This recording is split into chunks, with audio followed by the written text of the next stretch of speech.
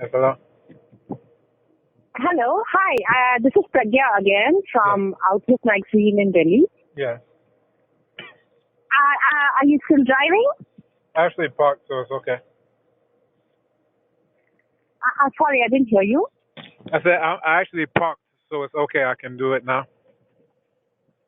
I Okay, can talk great. now. Yeah. Um, okay. Okay. Thank you. I've been reading the news about the Gandhi statue, Yes. and I understand that the university has agreed to shift it out of the university at last. hmm So, just wanted to know because, I'm also told that they have installed two guards at the statue site and, it's pretty confusing. I'm trying to make sense of what's going on right now. Right. Um, yeah, so that's basically the first thing that I wanted to know. What's happening right now? Where is that movement right now? It seems very quiet. Right. Yeah, it's been very quiet. There was a statement from the Ministry of Foreign Affairs that they would do the moving, but then I also heard through the grapevine that wasn't any type of official thing, that it would be moved to some Mm-hmm. IT center still in Accra. So, that one isn't official and we're not, completely sure. But I was told it was a reliable source that's saying that. There are two guards posted to the statue 24/7. So I've actually seen some Mm-hmm. of the guards there. I passed by maybe about 3 or so days ago. The statue is still there, as are the guards. So that's what's going on as of now. But the students and the faculty, now that they are familiar with Gandhi's early life and what he did fighting the Zulus and at the Durban post office, and then also they're familiar with his Mm-hmm. later life in terms of some of his let me say, conflicts with Dr. Ambedkar, some of, disenfranchisement of the Dalits who were trying to get the double vote, his fast to the death, the Pune Pact. So now they're also familiar with, Mm-hmm. his later life. So generally, people, all they knew about Gandhi prior to this was, the Gandhi movie. But, now people are starting to actually Mm-hmm. read scholarship, Arundhati Roy, G.B. Singh, Desai and Vahed, all Indian scholars who have gone, much further into Gandhi beyond the hagiographies. So people are, now that they know, they are not happy with Gandhi at all. Mm-hmm. hmm So what does this what does this mean? Will this do you have any word from the university administration on when they will move the statue? Because it seems a little odd, really, because even those who want the statue to stay have always argued that he is a sort of messenger of peace and brotherhood and so on, and to have two guards stationed there, it doesn't make sense, right? Right. It just doesn't make sense even for those who want the statue there. What do you think? Isn't it ironic? I think the world is upside down. I'm not sure if you've been following, but in India, there was a man from Congo, Mr. Olivier, who was bludgeoned to death in broad daylight. There have been attacks against African students. We haven't heard the government outcry about any of these things, real life human beings who are being killed and murdered, and that's the continental Africans who are there. That's before we even talk about the Dalits, the Dravidians, scheduled tribes, other scheduled castes who are brutalized, raped, burned alive on a daily basis.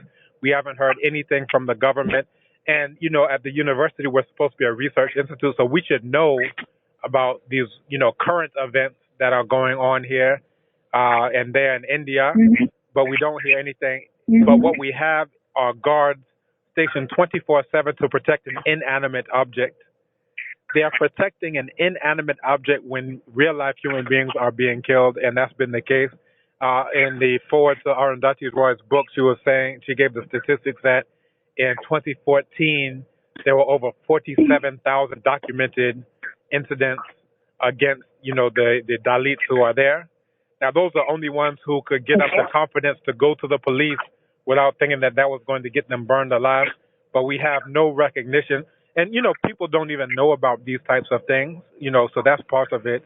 But once you do know, that we should do better. But, I think another part of it is One of my colleagues said that actually there are two things.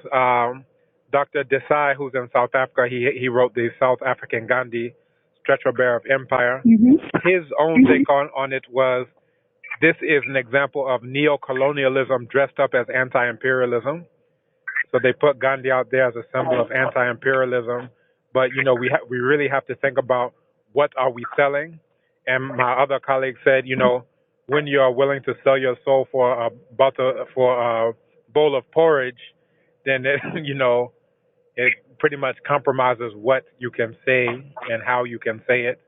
So if you find yourself dependent on whoever, whether it's India or China or America or the UK, then, you know, your principles are the first things to be sacrificed.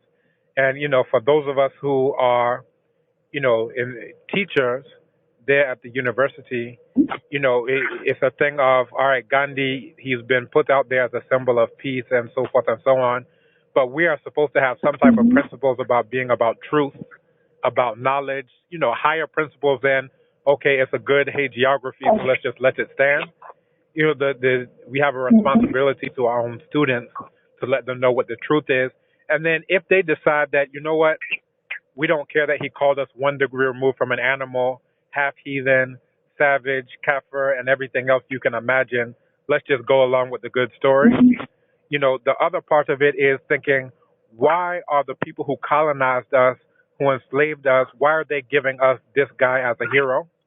Perhaps there's something going on here. Perhaps he wouldn't be a model for us.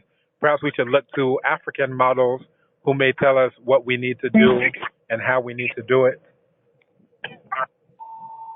Okay, so basically, you know, if I'm getting it right, it's very difficult to accept what Gandhi said.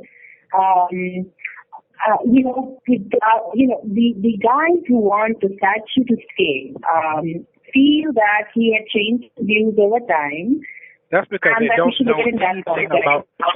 Just really quick, they're saying that because they haven't read anything about Gandhi. They haven't done a drop of research about Gandhi.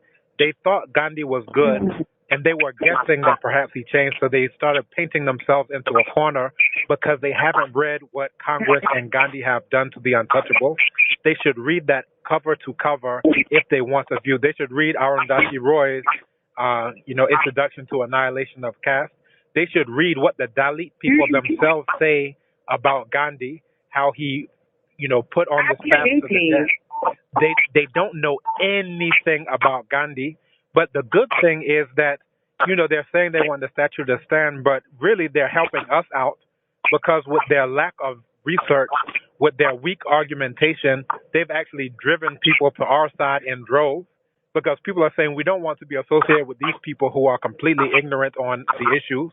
Let's go with the people who actually know what they're talking about. So somewhere when we were doing the petition, we got to around 800 signatures. And then they came out with their so-called Gandhi Must Stand thing. Between that time and now, they drove us at least 1,000 additional signatures for even when things were starting to wane off. So they're actually more a part of our movement than they know, because they're showing people what not to do.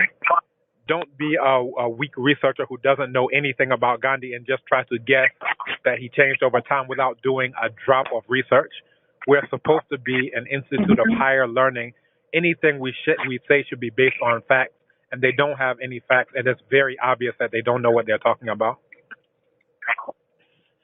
Okay, but you know, Gandhi is very controversial in India as well, and he's even more controversial now because we have a government that does not think of Gandhi as the great leader. They think of him as someone who was part of a party that caused India's partition and a sort of permanent divide between communities here, between the Hindus and Muslims. So yes, you know, there is something to be said for having an icon. Even anyone who analyze will turn out to be a false icon. I mean, knowledge and facts can take us only so far, right?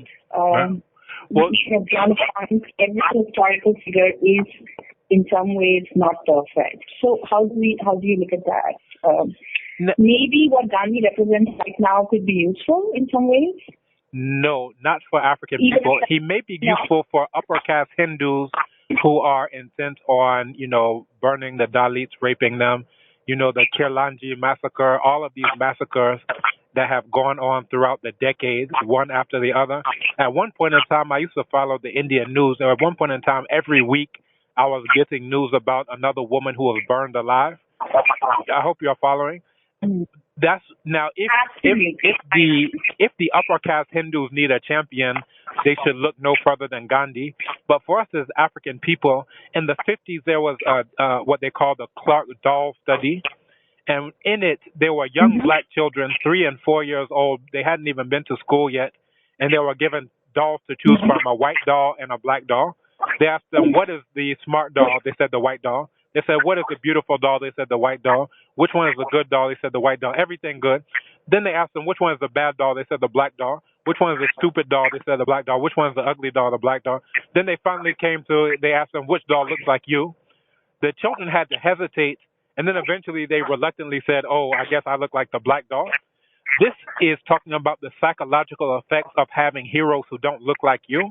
When you go to the movies and you're seeing Superman, you're seeing X-Men, you're seeing all these white, heroes, what does it do to your psychology as an African to say that the bottom of the bottom, the scum of the earth, any Eurasian is better than your best African? What does that do to your psychology? And then what does that do to your society? Now, what we're saying is Gandhi, and let's go beyond his words. People try to get caught up on his words, saying he said we're Kafirs, and he said that we're savages. But what were his actions? When he was in South Africa, he was the reason that the Durban post office had this segregated new entrance for the Indians. I hope you're following. He fought on behalf of the British against the Zulus in the Bambata Rebellion. And then even after that, he again championed the British fighting against the Zulus. That was in 1906. And then after he had his so-called Brahmacharya vow, he again exhorted the Indians to fight on behalf of the British. In this book by G.B. Singh and Tim Watson, they have the book on Gandhi under cross-examination. They even go into how he gave these 4 different testimonies about the so-called Peter Maritzburg train incident, and they all contradict each other as any lie would. And one, he says, oh, I went into the waiting room, there was no one there. And the next time he said, I went into the waiting room, there was someone there. Then he says, oh, I was thrown off by a police constable. Then the next one he says, no, it was a railway worker. The whole story is a fraud, and Gandhi himself is a fraud. Now we can say, should we just take the good fraud, whatever? And this is, let's also come to, you had this satyagraha that was done by the Dalits, led by Dr. Ambedkar. Now, when it went to court, Gandhi fought against the Dalit people. These are actions. These aren't words. These are Gandhi's actions. So beyond even his words, which are problematic, his actions, this fast to the death that resulted in the Pune Pact, is an action, not a word. So that is even what we should concentrate on. The other side, they try to say, oh, he changed his words later on. We should see the consistency of his actions from the beginning of his life all the way to the end of his life, fighting against the black people in Africa and then fighting against the black people in India. And we should base what we should do on that. And then beyond that, we should recognize that our heroes are better for us than the worst of the Indians, the worst of the Europeans, the worst of the Americans. We have to have our own heroes. Otherwise, all the problems that we see around us, we should not look anywhere but ourselves, because we haven't shown our children that they have someone to look up to who looks like them.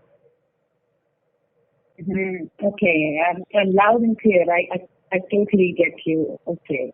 So, there was, I spoke to a few students from your university, and they also mentioned a Pan-African student debate competition which took place last year.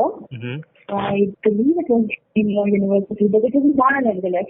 And that there were South African students there, and the students were very impressed by how engaged the students were and how conscious they were of the rights and of ongoing political happenings. Is Ghana University of Ghana something like that? Are the students learning from each other from different universities? now to sort of speak up for their rights? Is there something new? Is what I'm trying to understand. Well, and does the debate that faced last year have, do it play a positive role in getting students involved? Okay, the climate on campus right now, when I walk through campus, students come up to me and they shake my hand. Students I don't know, I haven't talked, I don't know them from anywhere. They come to shake my hand and say, Gandhi must fall. Gandhi must fall. They just know me from, okay, Gandhi must, they don't even know my name. They say, yes, Doc, Gandhi must fall. That's one. Now, if you go online, the video is already up. You can look for Why Gandhi Must Fall Complete. That's the name of the video. It's on YouTube. Why Gandhi Must Fall Complete. And that was myself helping students prepare for a debate on the whole Gandhi issue. It's a moot point now because the statue is going to go. But all the same, myself, I was helping those who were trying to get prepared for the Gandhi Must Fall side. Another colleague was trying to do something with Gandhi Must Stand, but again, he has no information on Gandhi. He hasn't read anything about Indian history, Gandhi specifically. He doesn't know Ambedkar. He doesn't know Rajshekar. He doesn't know anything about, any of this stuff. He's just trying to hold on to a false idol. So anyway, he was trying to get the other side prepared. So you can look at that, but basically the climate on campus is that students even came to me and said, you know what, we want to get your expertise on this. And, I've read extensively about the Indian situation. I was even familiar with, there's a scholar named Ranoko Rashidi who dealt with the global African presence. So he deals with the ancient black population there, going to the Dravidians. And then he goes all the way up dealing with the Dalit Panthers, so forth and so on. So I understudied him for about 3 years. So that was really my introduction. He was the one who told me read Rajshekar, Dalit, Black Untouchables of India. Back in the 90s, Dr. John Henrik Clark, a historian, he was giving a lecture on Martin Luther King. And in it, he said that if Martin Luther King knew who Gandhi was, he would have chosen an African hero. And he mentioned Akhenaten, the original Prince of Peace, the founder of monotheism as we know it. But of course, Martin Luther King never learned about it. He learned about Gandhi. Now, he said he would have chosen that, and he used very strong words. He said because Gandhi was a fraud, a faker, and a liar. So for me hearing that, I said, wow, that was new. Let me go find out why he's calling Gandhi a fraud, a faker, and a liar. And that's where I started to become familiar with Gandhi back in the 1990s. So just on campus, even professors older than me came up to me and said, all we knew about Gandhi was the movie. They didn't even know that the movie was, 1/3 financed by the government of India. You understand? It's not supposed to be historical. It's not supposed to be real. It's a hagiography paid for as, and right now in Ghana, we have all these Indian soap operas, Kum Kum Baja and whatever. They translated into indigenous languages. Now, all of these things are to give India a foothold into Africa, a foothold into Ghana. But we have to be very circumspect in terms of looking out for our own interests as African people. Whether we're looking to the west, whether we're looking to the east, we need to look to ourselves. India's GDP is barely over Ghana's GDP. Botswana's is almost double ours. Now, if we're looking for our own interests, we should look to our own brothers and sisters who are Africans before we're looking all over the world and selling our souls and selling our rear ends to them. So this is what I have to say about that. But the students are very proactive in terms of getting this information now. Okay, are they really subjecting you to Indian soap operas? They are subjecting us to Indian soap operas. And when we say Indians, just for that, just for enduring that, I would say, like, no power to you. It's terrible. And these are the, what Gandhi used to talk about. He said to the British, we're all Indo-Aryans, right? He had this Indo-Aryan alliance. Now, what we get in the soap operas are these very white-skinned, Indo-Aryan-looking Indians. Whereas if you go to southern India, as you very well know, you have people who are blacker than any Ghanaian you'll ever see. You understand? Whose features are more prototypically African than you could ever imagine. You have all these groups down there. Even, even Indians don't want to watch Indian serials. We watch Pakistani serials. Right, right. That's a fact. So, I mean, this is terrible. So this is really India getting its foot in the door and colonizing the minds of African people, turning us to the point where we're saying, you know what, the worst of the worst Indian heroes are better than the best of the best African heroes. And I gave another talk. The video should be up in the next week. Myself and Prof. Adamako Ampofo, she was the lead author on the petition. And, we just went through all of these different images. Now, the very first book written in the history of the world is the Instructions to Ptah-hotep. That's the oldest book. We haven't heard of his. This is African people. This was an African who wrote the book. The students, none of the students in the room had ever heard his name, but all of them heard of Shakespeare. You understand? We went through a list of about 10 different Africans. Imhotep, the world's first multi-genius, the one who was the architect of the Step Pyramid, who wrote the Edwin Smith Papyrus on medicine, who wrote the papyrus on mathematics, the world's first multi-genius. None of the students had ever heard his name, but all of them heard of Einstein. None of them heard of Akhenaten, but all of them heard of Gandhi. Now, again, we're talking about the psychosocial effects of this brainwashing, indoctrination, that the end result is no one wants to be African. Everyone wants to be some type of Eurasian. And I don't separate Europe from Asia because it's all one landmass. Now, it makes all of us want to become an Indian. It makes us want to become a British, want to become French, want to become German. This is why people are going out of their women are trying to buy Indian hair. This is why women are trying to bleach their skin to look like what they see on these soap operas. So there's an economic impact that goes against African people. There's a psychological impact that goes against African people. This leads to African people hurting each other because they think this black person is worthless as I am. So if I do something against this black person who's worthless, who cares? However, here's this white person. Here in Ghana, all the children will run down the street, and they have a saying here in Ghana. They say, if you're going to church and you see a white man, you can turn around because you've already seen God. You don't need to go to church again. So this is the I don't know what I could call it other than insanity, the mental instability that is going on in Ghana right now, and in no small part to the fact that we don't have our own heroes and sheroes to look up to. All we have is Gandhi, who called us 1 degree removed from an animal, savage, heathen, so forth and so on. And this is the best that we can do for ourselves. This has an impact on our children and our descendants, so someone has to speak up now. Otherwise, our descendants will say all of our ancestors should be cursed for allowing this statue to be here. In 100 years, that statue will not be on Ghanaian soil, I guarantee you. I will be long gone, but someone will have some sense at some point in time in Africa, and the statue will be gone sooner or later. Does the university you work for, does it give you any trouble over this issue? No, not yet. Not yet. This is the thing. I have a pretty good, I'm new. I finished my PhD in 2012 at the same University of Ghana, and I started work in 2014. Now, in 2012, I won the Vice Chancellor's Award for the best PhD thesis, right? In 2016, I won the Provost Award for the best publication in the entire university.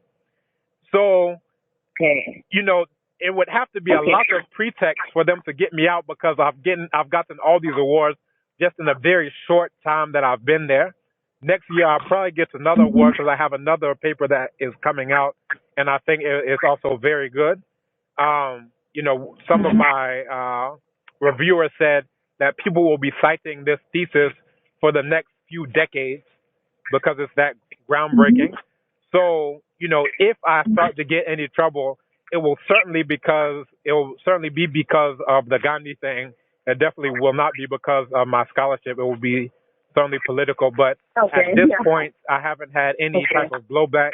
And even people who are part of administration have said to me, privately, we are on your side. You're standing for what's right, but we just can't come out because we're part of administration. And even people in the government have said as much.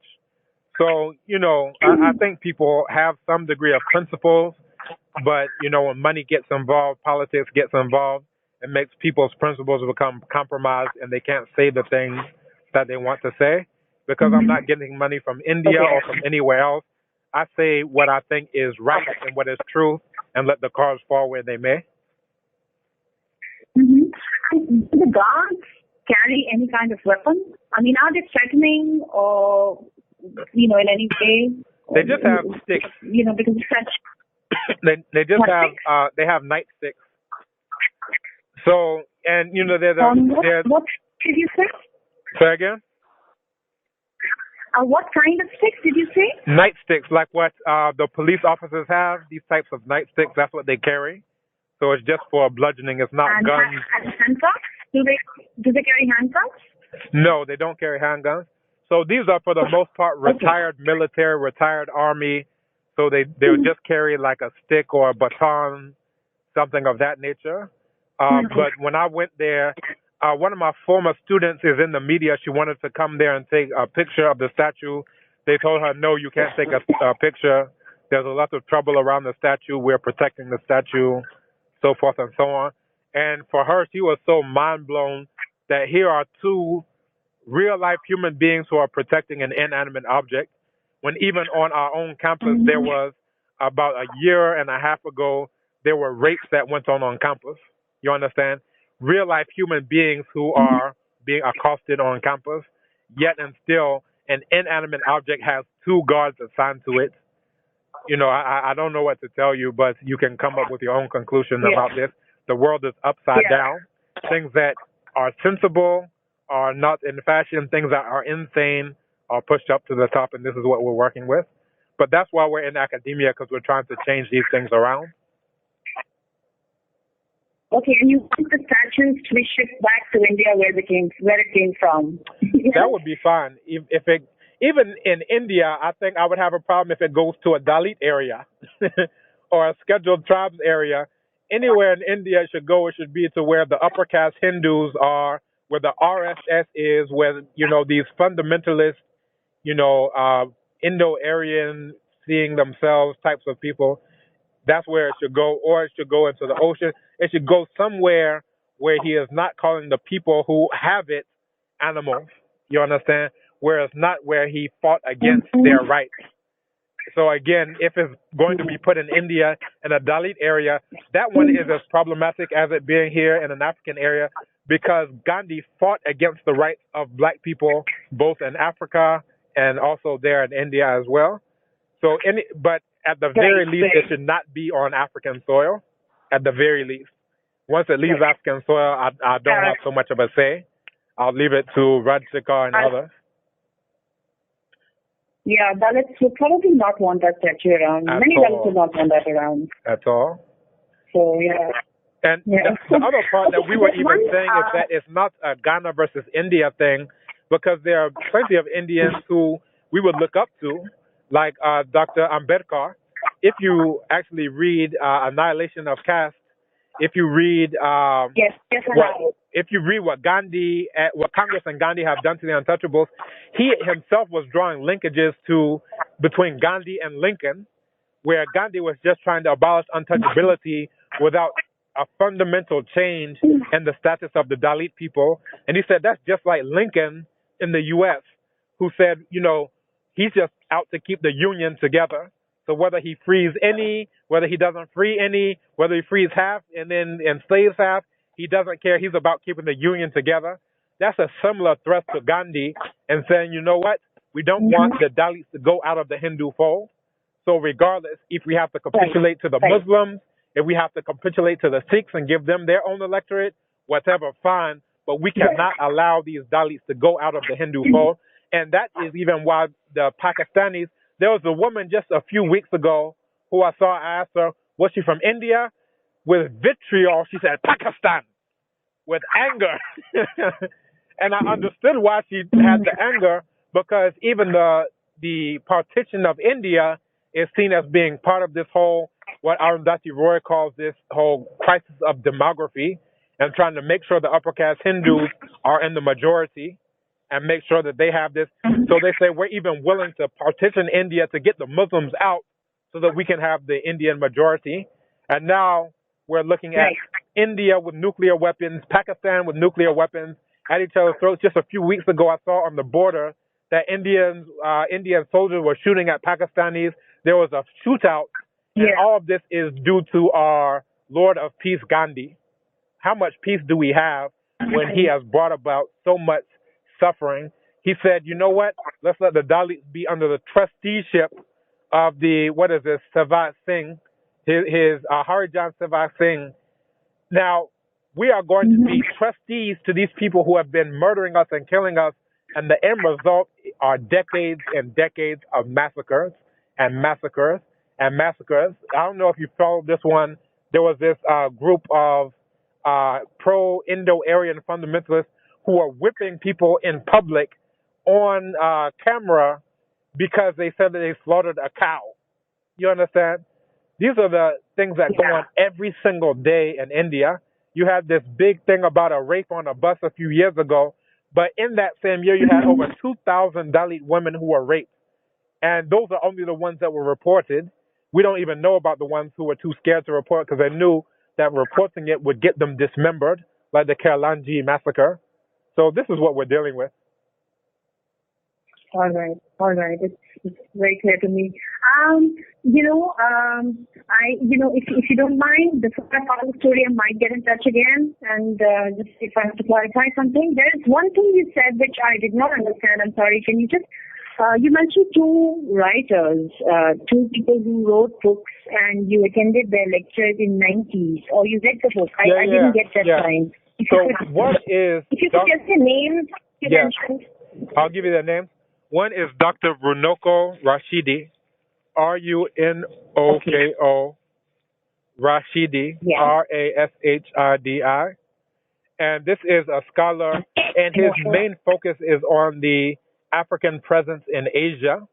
And he goes back to ancient times, back to the Dravidians, to the Shang dynasty of China, to the Sumerians, so forth and so on, all the way up to modern times. And he shows images of carvings, the original images of Buddha that are shown with black, that are shown with full thick lips, that are shown with natty hair. He goes all the way to those types of things with the black Buddha. And he was one of the ones who sensitized me to the ongoing situation of the Dalits, some of the issues around Gandhi. And the other scholar's name is Dr. John Henrik, Henrik Clark, C-L-A Clark, C-L-A-R-K-E. So it's like regular Clark, but with an E on the end. And he was giving a lecture, and it was a video that I saw of the lecture where he was talking about Martin Luther King. And he said that if Martin Luther King knew who Gandhi was, he would never have chosen Gandhi as a hero. He would have looked to Africa, to someone like Akhenaten, who was a pharaoh from ancient Egypt, who erected these boundary stela in his new city that he created called Akhetaten. And at those boundaries, he said that he would never go beyond those boundaries. He was dedicating his whole life to worshiping this monotheistic deity called Aten, and he outlawed the worship of any other deities. And, he was known as a very peaceful ruler who neglected expanding boundaries like his predecessors did, just so that he could devote himself to religious practice.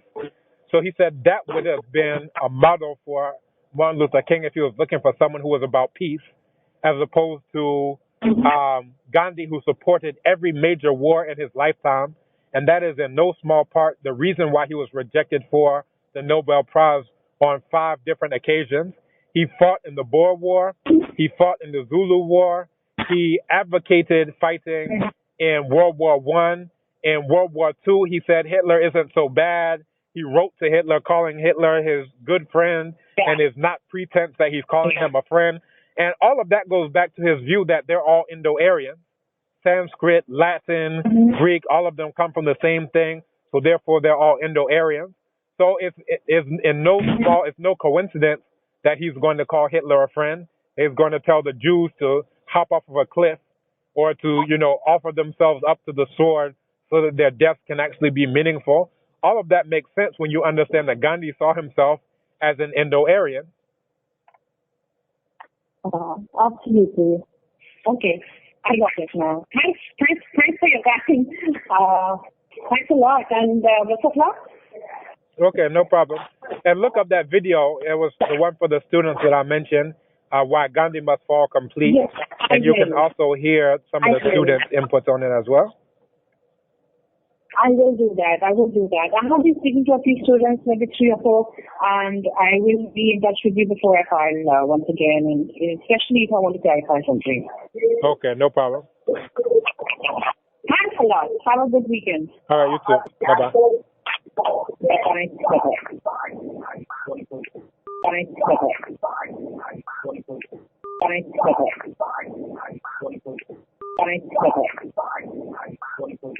Bye.